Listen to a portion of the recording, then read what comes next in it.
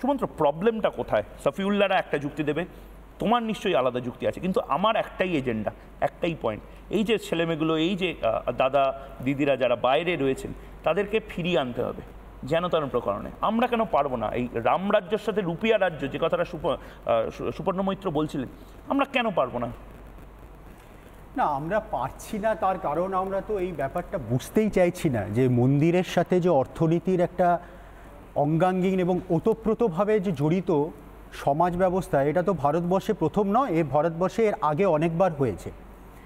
ময়ূক, তুমি স্টার্ট করেছিলে সায়নী ঘোষের কথা দিয়ে। আমি তোমার চ্যানেলের মাধ্যমে, সায়নী ঘোষ যদি আপনি শুনছেন আমার কথা, যদি কোনো দিন শুনতে পারেন, আপনাকে আমি দু চারটে কথা বলতে পারি। ময়ূক, আমি তোমার চ্যানেলের থ্রু দিয়েই সায়নী ঘোষকে এই কথাটা বলতে চাই। জাস্ট একটা ছোট্ট কবিতা প্রথমে শুরু করছি, একটা ছোট্ট ছড়া কবিতা দিয়ে। এটা আমার বন্ধু শেখর ভারতীয় এটা লিখেছেন। এখানে আমি জাস্ট একটা কবিতাটা জাস্ট 4 লাইন পড়ছি। এক কাপড়ে ছেড়েছিলে ঘর, রাজত্ব সরজুর চর, এই ত্যাগের জানিস কি নাম? রঘুপতি রাঘব রাজা রাম। এই ত্যাগই ফসল ফলায়, ভাত এনে দেয় চাষার থালায়, ভোটের গাজন খিদে বেচে খায় যেসব সাজেন, তারা রাম বুঝবে না, চাষির মতো লাগল তুলে জমি চিরে রাম খুঁজবে না, তারা রাম বুঝবে না। মিস সায়নী ঘোষ, আপনি যদি এটা শুনছেন, তাহলে আপনি যে মন্দির এবং ভিখিরির যে আঙ্গিকটা এনেছেন, তাতে আপনার পরিষ্কার, আপনি যদি একটু পড়াশুনো করে থাকতেন তাহলে আপনি জানতেন যে প্রাচীন ভারতে মন্দির এবং অর্থনীতির একটা অঙ্গাঙ্গিনভাবে জড়িত থাকে। শুধু বাজারটা মন্দির ঘিরে হয় না, দুর্ভিক্ষ, মহামারী, প্রাকৃতিক দুর্যোগ, যে কোনো জায়গায় মন্দির থেকে অর্থ যেত রাজকোষে, রাজা যাতে তার কাজ প্রতিপালন ঠিকঠাক মতো করে। প্রথম কথা এটা হচ্ছে, শুধুমাত্র মন্দিরের কাছে কিন্তু ভিখিরি বসেন না।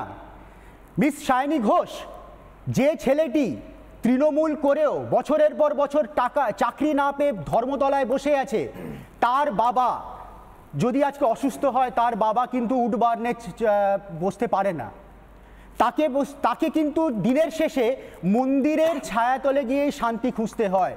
আপনি এটা জানেন না। আপনি এটা না জেনে শুধুমাত্র মন্দিরকে ভিখিরি বলে ভারতীয় সংস্কৃতিকে ঠিক যেভাবে আগে অপমান করেছিলেন, এখনো অপমান করেছেন। এবং পরিষ্কার করে বলতে চাই, আপনি অর্ধশিক্ষিত, আপনি তার বেশি কিছু নন। হ্যাঁ বলুন। মসজিদে ছায়ায় বসতেই পারে, মসজিদের ছায়ায় বসতে তো কেউ বারণ করেনি।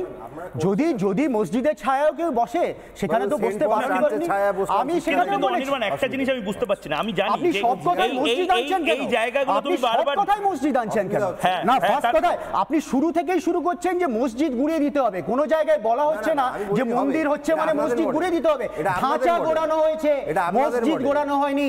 আবার বলছি, ধাঁচা গোড়ানো হয়েছে। এবং এটা আপনি আইনজীবী, আপনি আইনের ভাষায় কথা বলুন।